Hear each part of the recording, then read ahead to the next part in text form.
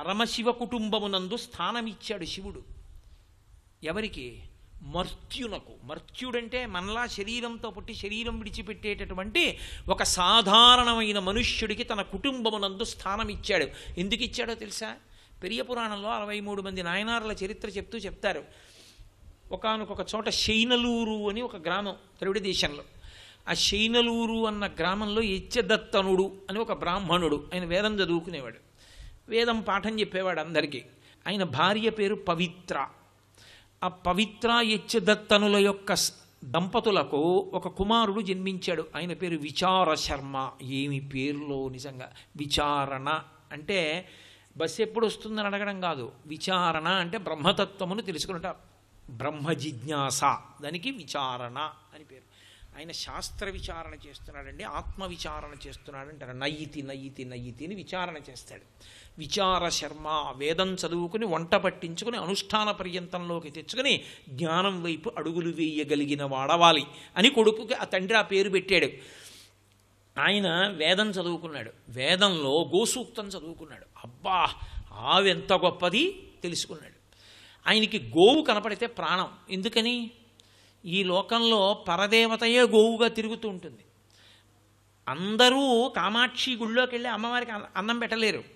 ఒక ఆవు అరటిపండు పెట్టారనుకోండి, ఏ ఫలితం వేస్తారంటే పరదేవతకే అరటిపండు పెట్టాడని వేస్తారు. అందుకే ఆశ్రమ అధికారముతో సంబంధము లేకుండా అందరూ పూజ చెయ్యగలిగిన పరదేవతా స్వరూపమే గోవు.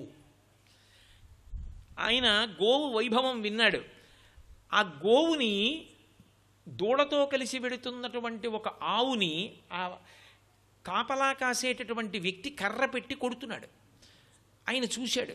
చూసి, అరే రే, గోవుని కొడతావేరా, చాలా దోషం రాది, పరదేవతా స్వరూపం, గోవుని కొట్టకూడదన్నాడు. ఆ గొల్లవాడు అన్నాడు, అయితే నువ్వు కాయి ఆవునన్నాడు. అంతకన్నా భాగ్యం నేను కాస్తాను ఆవులు అన్నాడు. అని ఈ విచార శర్మ ఆవుల్ని తీసుకుని వెడుతున్నాడు. ఒక అత్తి చెట్టు కింద పెద్ద బీడు, అక్కడ పచ్చగడ్డి ఉండేది. అక్కడ మేపుతూ ఇతను కూర్చుని స్వరంతో వేదం చెప్పేవాడు. స్వరంతో వేదం చెప్పడం అంటే మాటలు కాదు, ఎంత అద్భుతంగా ఉంటుందో. శ్రీశైల దేవస్థానంలో ఒక సామవేద పండితుడు ఉన్నాడు. ఆయన వేదం సామవేదం చదువుతారు. ఆ సామవేదం చదివేటప్పుడు ఆయన చేతిలో వీణ ఉన్నట్లుగా నటన చేస్తూ వీణ ఇలా మీటుతున్నట్లుగా మంత్రం చెప్తారు. మీకు వీణానాదం వినపడుతుంది. అలా చదువుతారు సామవేదం. శాంతి, సామ అంటే శాంతి. వేదానికి ఆ శక్తి ఉంది. కాబట్టి స్వరంతో అతను వేదం చదువుతుంటే గోవులన్నీ పొంగిపోయి వాటి యందు క్షీరస్రావ శక్తి పెరిగింది. అవి ఎక్కువ పాలు ఇవ్వడం మొదలుపెట్టాయి. ఇతను రోజు రోజుకి నేను ఉత్తినే కూర్చోవడం ఎందుకని ఒక అత్తి చెట్టు కింద నదీ తీరంలో కూర్చుని ఇసుకతో ఒక పెద్ద దేవాలయం కట్టేవాడు. ప్రాకారాలు, అంతరాలయాలు, ఉపాలయం, సభామంటపం, ముఖమంటపం, అర్ధమంటపం, అంతరాలయం, అంతరాలయంలో ఉండేటటువంటి శివలింగం అని భావన చేసి కుండలు పెట్టుకునేవాడు. ఇతను వేదం చదువుతుంటే ఒక్కొక్క ఆవు వచ్చి తన పొదుగులోంచి ఒక సిరంలో పాలు ఆ పాత్రలో విడిచిపెట్టి వెళ్ళిపోయేది. ఈ పాలకుండలలో పాలు పైకెత్తి శ్రీరుద్రంతో ఆ శివలింగానికి, సైకితలింగానికి అభిషేకం చేసేవాడు. ఏనా బోటి వెర్రాడో అలా పోతున్నాడు. అదే వీడేమిట్రా పాలన్నీ ఇసుకలో పోసేస్తున్నాడని వెళ్ళి ఊళ్ళో బ్రాహ్మణులకి చెప్పాడు. బ్రాహ్మణులు అన్నారు, నీ కొడుకు పాలన్నీ పట్టుకెళ్ళి పాడు చేస్తున్నట్టు అక్కడ అన్నాడు. తండ్రి యచ్చదత్తనుడు అన్నాడు, నేనే పరిశీలిస్తానని వచ్చి అత్తి చెట్టు ఎక్కి కూర్చున్నాడు. కొడుకు నదీ తీరానికి వెళ్ళాడు, దేవాలయం కట్టాడు, శివలింగం కట్టాడు, పాత్రలు పెట్టాడు, ఆవులు వస్తున్నాయి, పాలు పోస్తున్నాయి, ఎత్తి పోస్తున్నాడు శివలింగం మీద. తండ్రి చూశాడు. దూరం నుంచి చెట్టు మించి చూస్తే ఇసుకలో పోసినట్టు కనపడి పరిగెత్తుకొచ్చాడు. ఒరే విచార శర్మ అని గట్టిగా అరిచాడు. ఆయనకి వినపడలా, తాదాత్మ్యతలో ఉన్నాడు అభిషేకంలో. కోపం వచ్చి ఒక్క తన్ను తన్నాడు ఆ క్షీరఘటాలని, దేవాలయాన్ని. ఈశ్వరాభిషేకం చేస్తున్న పాత్ర తన్నాడు, ఆలయాన్ని తన్నాడు. ఈ కాళ్ళు ఉండకూడదు, ఉంటే తండ్రి రాబో కాలంలో చాలా దోషం పొందుతాడు. కాబట్టి శిక్ష ఇక్కడే పడిపోవాలని ఆ పిల్లవాడు గొడ్డలు ఒకటి పట్టుకొస్తుండేవాడు. ఏదైనా ముళ్ళ కంపలు అవి అడ్డొస్తే ఆవుల్ని గీరితే అవి వాటిని నరకడానికి ఆ గొడ్డలు తీసి తండ్రి 2 కాళ్ళు నరికేశాడు. తండ్రి కింద పడిపోయి రక్తస్రావం అయి చనిపోయాడు. ఆ శివలింగంలోంచి, సైకతలింగంలోంచి నందీశ్వరుడి మీద కూర్చున్న పార్వతీ పరమేశ్వరుడు ఆవిర్భవించారు. నాయన, వేదం యొక్క శక్తిని నిరూపించావు, నా మీద ఇంత భక్తితో ధర్మాన్ని నడిపావు, కాబట్టి నీకు నా కుటుంబంలో 5వ సభ్యుడిగా స్థానం ఇస్తున్నాను. ఏ ఇంటనైనా సరే యజమాని తినగా మిగిలిన పదార్థాన్ని తినడానికి సహజమైన హక్కు ఒకరు ఇవ్వకుండా వచ్చేది ఎవరికి అంటే భార్యకి. భర్త తిన్న విస్తరి పరమేశ్వరోచ్ఛిష్ట పాత్ర ఎవరికి? ఒక్క భార్యకి. భర్త తిన్న పాత్రని ఎంగిలి అన్న ఆడది సువాసిని పూజకు అనర్హురాలు. అసలు యథార్థానికి ఇవాళ ఎలా చేస్తారో తెలుసా భోజనం? భర్తగారికి భోజనం పెట్టి భర్తగారు భోజనం చేసిన పాత్రలో భార్య తింటుంది. ఇవాళ వరలక్ష్మి వ్రతం నాడు ఏ వ్రతం చేసినా దాని చేత లక్ష్మీదేవి యొక్క కృప కలుగుతుంది. అంతేకాని ఆయన తిన్నది ఎంగిలనుకున్నది సువాసిని పూజను వరలక్ష్మీదేవి అనుగ్రహాలు ఎందుకు దొరుకుతాయి? ఏ లక్ష్మీదేవి అంతటిదా ఆయన పాదాల దగ్గర కూర్చుని ఒత్తింది. ఆయనేం ఎప్పుడైనా అడిగాడను నా పాదాల దగ్గర కూర్చో అని చెప్పాడు. ఆ విష్ణువు గుండెల్లో పెట్టుకున్నాడు. ఆవిడ తనంత తాను పాదాలు ఒత్తింది. అంత అనుగమిస్తుంది కాబట్టి గుండెల్లో పెట్టుకున్నాడు. వ్రతం చేసిన నాడు కూడా నీ భర్త ఉచ్ఛిష్ట పాత్రలో అన్నం తింటే నీకు రాదు. నీకు వరలక్ష్మి వ్రతకల్పం యొక్క అనుగ్రహం వచ్చేయమంటే ఎక్కడి నుంచి వస్తుంది? అంటే భక్తితో చేసిన వాళ్ళకు వస్తుంది. నేను కాదంటాను. తెలియక చేస్తే ఏముంది? వచ్చే ఏడాది చేసుకుంటారు. తెలియక చేసింది దోషం కాదు. కాబట్టి భర్త పరమేశ్వరుడు. దీనోవా రాజ్యహీనోవా యోమే భర్త సమే గురు తం నిత్యమనురక్తాస్మి యథారూపాం సువర్చల అంటుంది సీతమ్మ సుందరకాండలో. నా భర్తయే నాకు దైవం, ఉన్నవాడా లేనివాడా నాకు అనవసరం. రాజ్యం పోయినా దీనోవా రాజ్యహీనోవా, దీనుడైనా రాజ్యహీనుడైనా నా భర్త నాకు పరదైవం అందావిడ. కాబట్టి ఆ భర్త తినగా ఏదైనా మిగిలిందనుకోండి, దానికి ఇంకా పునర్నివేదనలు ఉండవు. భార్య కూర్చుని పరిశేచనం అది ఏం చేయదు. ఈశ్వరోచ్ఛిష్ట పాత్ర, ఈశ్వరుడు తినగా మిగిలిన దాంట్లో తను పెట్టుకు తినేసింది కలుపుకుని. కాబట్టి ఆమె నిత్యప్రసాద స్వీకారం చేస్తుంది. అదే ఆడదాని అదృష్టం సుమంగళికి. మగవాడికి అది లేదు. వాడు చాలా ఒళ్ళు దగ్గర పెట్టుకుని చొక్కా బనీను విప్పి పరిశేచనం చేసి 5 మాటలు వ్యాహృతులు పుచ్చుకొని జాగ్రత్తగా గోవిందనామం చెప్పుకుంటూ భోజనం చేస్తే వాడు యజ్ఞం చేసిన ఫలితం ఇస్తారు. అక్రమాల మాటలు అన్నీ మాట్లాడుతూ టీవీ చూస్తూ రిమోట్ నొక్కుతూ పిచ్చి మాటలు మాట్లాడుతూ భోజనాలు చేస్తే కుక్క తిన్నట్టు వేస్తారు ఫలితం. నేను యథార్థం చెప్తున్నాను. నేను వేదంలో ఉన్న మాట చెప్తున్నాను.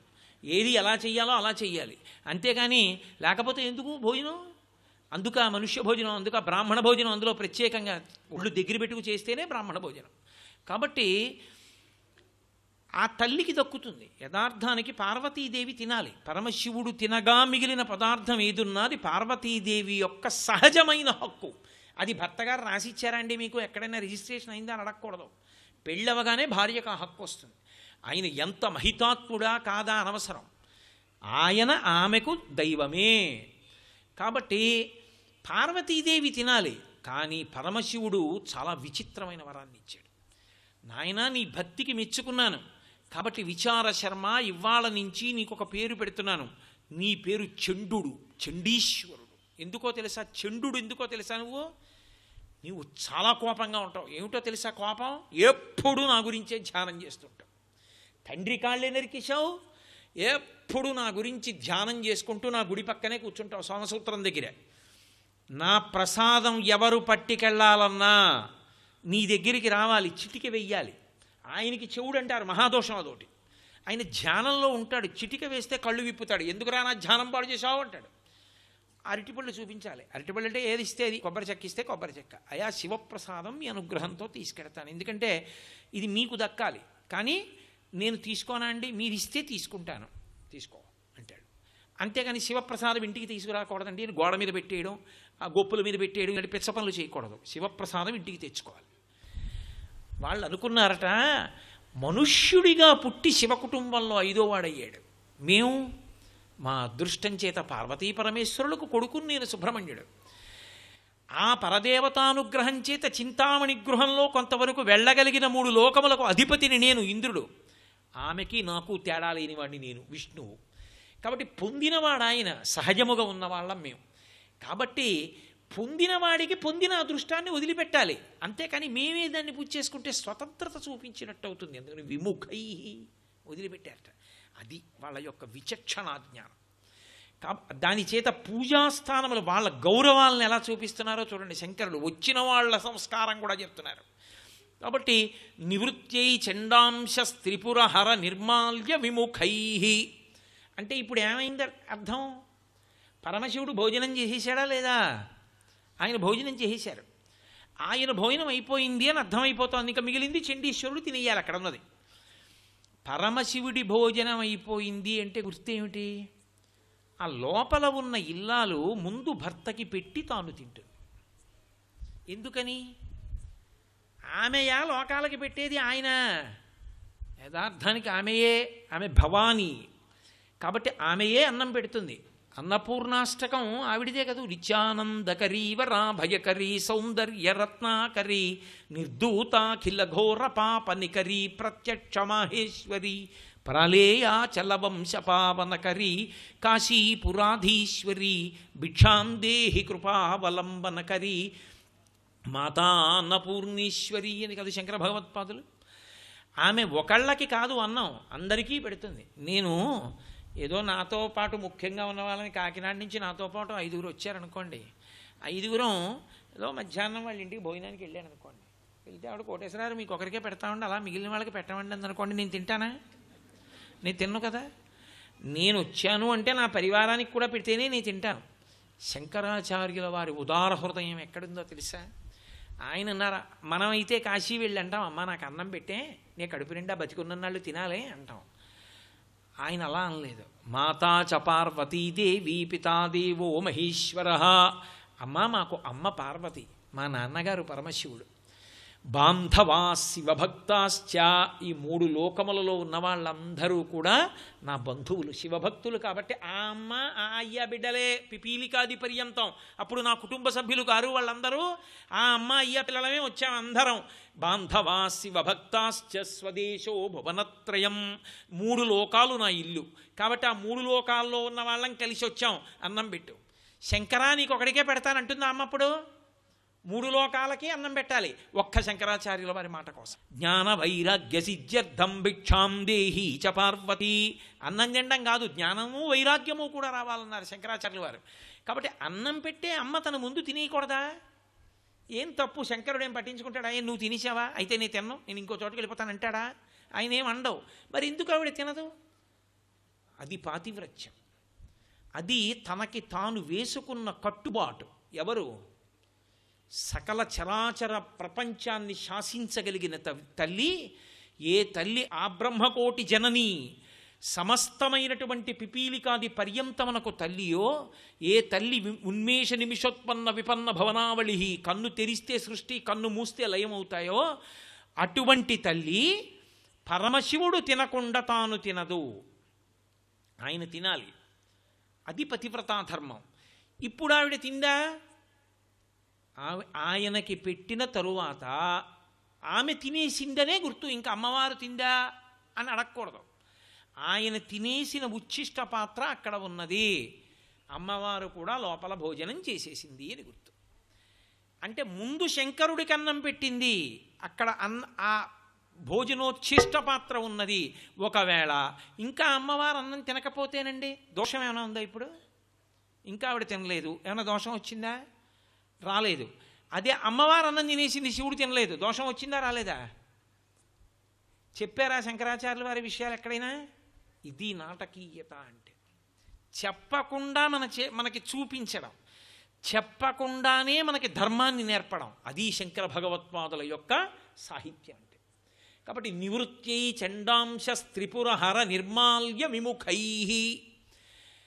శంకరుడు నిజానికి ఆయనకి పట్టించుకునేటంత సమయం ఏమి ఉండదు ఆయనకి. ఎందుకో తెలుసా? ఆయన మహాజ్ఞాని.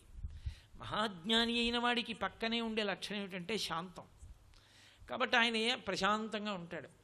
ఒకవేళ ఆవిడ ఎంతకీ పెట్టకుండా ఆవిడే తినేస్తూ కనపడింది అనుకోండి, అదేంటి నువ్వు తినేస్తున్నావు నాకు పెట్టలేదని ఆయన ఏం అడగడు. ఆయన ఒకవేళ ఇంకా వంట అవ్వలేదండి అందనుకోండి, నేను పూజ చేస్తున్నాను ఇవాళ, మీరు ఎలాగో చేయరు, నేను చేసుకుంటూ ఉంటాను, అందుకని అన్నం వండలేదు ఇంకాను అందనుకోండి, ఆయన ఏమీ అండు. ఆయన పక్కింటికి వెళ్ళి భవతి భిక్షాందేహి అంటాడు. అన్నపూర్ణ భర్త పక్కింటికి వచ్చి భిక్ష అడుగుతున్నాడు. ఎవరికి సిగ్గుచేటు? ఏ ఇంట భర్త తినడానికి ఇల్లు విడిచిపెట్టి ఇంకొక చోట తినడానికి వెళ్ళాడో అది భార్యకి సిగ్గుచేటా కాదా? భార్య యొక్క ప్రధానమైనటువంటి ధర్మం ఏది అంటే భర్తకి వడ్డించుకోవడమే. అంతకన్నా గొప్ప ధర్మం ఏముంది ఇంకా లోకంలో? ఆయనకి పెట్టడమే, పరమేశ్వరుడికి పెట్టడం. అది ఆమె సహజ హక్కు, దాన్ని కాదనగలిగిన వాళ్ళు లేరు. ఆయనకి పెట్టింది అంటే ఏదో అన్నం పెట్టింది కాదు, ఆవిడ పాతివ్రత్యం అంత గొప్పది. కాబట్టి ఆ తల్లి అన్నం పెట్టి ఉన్నది కాబట్టి లోపల ఉన్నది. ఇప్పటి వరకు పరదేవత ఎక్కడైనా కనపడిందా అసలు శ్లోకంలో? ఎక్కడా కనపడలేదు. ఎవరు కనపడుతున్నారు? మిగిలినవన్నీ కనపడుతున్నాయి. ఆవిడ ఎంత గొప్పదో వాళ్ళు విప్పని కవచం బట్టి తెలుస్తోంది, వాళ్ళు పరిగెత్తుకు రావడం బట్టి తెలుస్తోంది, శివుడు అన్నం తినేయడం బట్టి తెలుస్తోంది, చండీశ్వరుడికి తనకి రావలసిన హక్కు విడిచిపెట్టేయడంలో తెలుస్తోంది. తన బిడ్డడిగా ఆదరించి ఆయన కొడుకుగా స్వీకరించారంటే నేను కొడుకుగా స్వీకరించానని అన్నం విడిచిపెట్టేసిందంటే. అంత పరదేవత కూడా అంగీకరించనిది ఏమిటో తెలుసా? తను తినవలసిన అన్నాన్ని కొడుకుగా చండీశ్వరుడు తిన్నా ఒప్పుకుంటుంది, కానీ ఒక్కదాని విషయంలో మాత్రం రాజీ పడదావిడ. నా భర్త ఇంకొకరికి కూడా అంటే ఆవిడ ఒప్పుకోదు. సరోషా గంగాయాం, కళ్ళు ఎర్రబడిపోతాయి అంతే. ఎప్పుడైనా గంగ నేను కూడా ఆయనకి భార్యనని చూసిందో ఆమె కన్నులు ఎర్రబడతాయి. అక్కడ భాగాలు ఇవ్వదు ఆవిడ. అదే ఆవిడ పాతివ్రత్యం. పోన్లేండి, దానికే ఉంది అందనుకోండి, ఇంకేం పాతివ్రత్యం. కాబట్టి ఎక్కడ కన్నెర్రబడాలో అది చెప్తారు శంకరాచార్యుల వారు. నివృత్యై చండాంశస్త్రిపురహర నిర్మాల్య విముఖై. కాబట్టి ఆ తల్లి పరమేశ్వరునకు భోజనం పెట్టేసింది. అది ఆమె యొక్క పాతివ్రత్యాన్ని నిరూపణం చేస్తుంది. ఎందుచేత అంటే, ఎందుకండి శంకరాచార్యుల వారు ఇన్ని కోణాలలో తీసుకొచ్చి ప్రత్యేకంగా పాతివ్రత్య లక్షణాన్ని గొప్పగా ఉద్దీపింపచేయడం అంటే, మీరు ఒక్కటి బాగా గుర్తుపెట్టుకోవాలి. రామాయణంలో రామచంద్రమూర్తి ఒక మహాధర్మాన్ని చెప్తాడు. ఎన్ని లక్షణాలు ఉండనివ్వండి ఆడదానికి, భర్తుక్కిల పరిత్యాగో నృశంస కేవలం స్త్రియా సభవత్యన కర్తవ్యం మనసాపి విగర్హితం. భర్తని పనికిమాలిన వాడన్న దృష్టితో ఏ కోణంలోనైనా విడిచిపెట్టి తాను గొప్పదాన్నని నిలబడగలిగిన స్త్రీ ముఖం కూడా చూడవద్దు, ఆమె పూజార్హురాలు కాదు అని రామచంద్రమూర్తి తీర్పు అయోధ్యకాండలో. తానెంత గొప్పదైనా భర్త గౌరవాన్ని చెప్తుంది పార్వతీదేవి. అది ఆమె యొక్క గొప్పతనం, అది ఆమె సౌందర్య లహరి. అందుకే ప్రతి శ్లోకంలో ప్రవహిస్తుంది అంతర్లీనంగా, అందుకని సౌందర్య లహరి. కాబట్టి నివృత్యై చండాంశస్త్రిపురహర నిర్మాల్య విముఖై. ఇప్పుడు విశాఖేంద్రోపేంద్రో శశి విశిద కర్పూర చకలా. వాళ్ళు సుబ్రహ్మణ్యుడు, ఇంద్రుడు, ఉపేంద్రుడైన విష్ణువు ముగ్గురు పరిగెత్తుకుంటూ వచ్చారు. ఎవరి దగ్గరికి? జగన్మాత దగ్గరికి వచ్చారు. ఆవిడ కుర్చీలో కూర్చుంది. ఆవిడ ఏం చేస్తోంది? తాంబూల చర్వణం చేస్తోంది. తాంబూల చర్వణం చేస్తున్నటువంటి ఈ శ్లోకానికి వ్యాఖ్యానం చేశారు పరమాచార్య ఒక చోట. ఆయన వ్యాఖ్యానం అంటే నా ఉపన్యాసంలో ఉండదు, అలా చెప్పరు ఆయన. 4 మాటలు చెప్పి కళ్ళు మూసుకుంటారు, మళ్ళీ చెప్తారు, మళ్ళీ కళ్ళు మూసుకుంటారు, మళ్ళీ చెప్తారు. ఆయన ఈ ముగ్గురు వెళ్ళేటప్పటికి పరదేవత తాంబూలం నవ్వులుతోంది. భోజనం చేసిందా అని అన్నారు. ఆవిడ తాంబూలమే తింటుంది అని కళ్ళు మూసుకొని పెద్ద నవ్వు నవ్వారు. ఆయనకు అర్థమైంది దాని రహస్యం ఏమిటో. తాంబూలమిచ్చుట అన్న మాటకు అర్థం ఏమిటో తెలుసా? సర్వమంగళప్రదము. ఆమె పేరే సర్వమంగళ. అందుకే చూడండి, తాంబూలాలు ఇచ్చుకున్నారండి అంటారు. తాంబూలాలు ఇచ్చుకున్నారండి అంటే ఏమిటంటే బంధుత్వం కలిసింది. అవతల వైపు ఎంతమంది ఉన్నారో అంతమంది నీకు బంధువులు అవుతారు. నీ ఇంటికి కోడలు వస్తోంది, నీ వంశం పెరగబోతోంది. ఇన్ని మంగళములకు కారణం చెప్పవలసి వస్తే తాంబూలంతోటే. మహాపండితుడు, మహాజ్ఞాని లేదా పరమ భక్తి తత్పరుడు మీ ఇంటికి వచ్చాడనుకోండి, గౌరవింపబడ్డాడు అనడానికి గుర్తు ఏమిటంటే మొట్టమొదట తాంబూలం చేతిలో పెట్టి గడప దాటించాలి. తాంబూలం అంటే డబ్బులని మీరు అనుకోకూడదు. 3 ఆకులు, 2 వక్కలు, 2 పళ్ళు చేతిలో పెడితే తాంబూలం. అందుకే ఎక్కడ ఆ భగవత్ తేజస్సు కనపడుతుందో అక్కడ వెంటనే తాంబూలం ఇమ్మంటారు. మీకు ఈ ధర్మం కనపడాలంటే మీరు కావ్య పురాణములను చూడాలి. మహాభారతంలో విరాట పర్వంలో విరాట మహారాజు గారు కూర్చున్నాడు. ధర్మరాజు వచ్చి కంకుభట్టునని పరిచయం చేసుకున్నాడు. తాంబూలం ఇవ్వలేదు, కూర్చోబెట్టుకున్నాడు. అర్జునుడు, భీముడు వచ్చాడు, నేను వలలున్నన్నాడు, వంటశాలకు వెళ్ళమన్నాడు, తాంబూలం ఇవ్వలేదు. అర్జునుడు వచ్చాడు, వచ్చి నిలబడ్డాడు. ఎవరు నువ్వు అన్నాడు. నేను పేడివాణ్ణి, అంతఃపురకాంతలకి నృత్యం నేర్పుతానన్నాడు.